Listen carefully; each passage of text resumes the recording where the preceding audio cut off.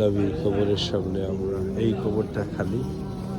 এটা সম্ভবত হযরত ঈসা আলাইহিস সালামের জন্য এই কবরটা।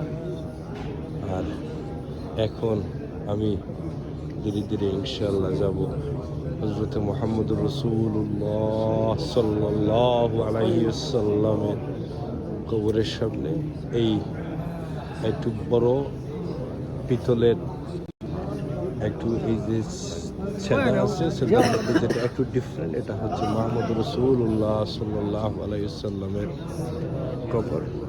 আসসালাতু ওয়াসসালামু আলাইকা ইয়া মুহাম্মাদুর রাসূলুল্লাহ। এটা হচ্ছে আমাদের প্রিয় নবী হযরত মুহাম্মদুর রাসূলুল্লাহ সাল্লাল্লাহু আলাইহি ওয়াসাল্লামের কবর। আসসালাতু ওয়াসসালামু আলাইকা ইয়া মুহাম্মদ ইবনে আব্দুল্লাহ। আসসালাতু ওয়াসসালামু আলাইকা ইয়া খাতিমুল আম্বিয়া। আসসালাতু ওয়াসসালামু আলাইকা ইয়া খাতিমুল আম্বিয়া। আসসালাতু ওয়াসসালামু আলাইকা ইয়া মুহাম্মদুর রাসূলুল্লাহ। এটা হচ্ছে আসসালাতু ওয়াসসালামু আলাইকা ইয়া আবু বকর।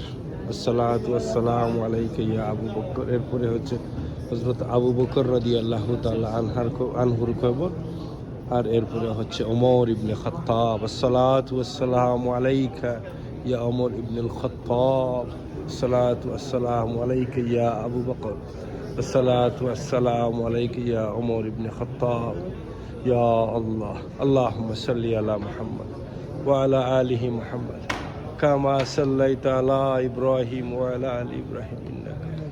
ইয়া আল্লাহ, ইয়া আল্লাহ, মৃত্যুর পরে আল্লাহ হাসরের ময়দানে ইয়া আল্লাহ নবীর হাউজে কাউসার আমাদের নসিব করুন। ইয়া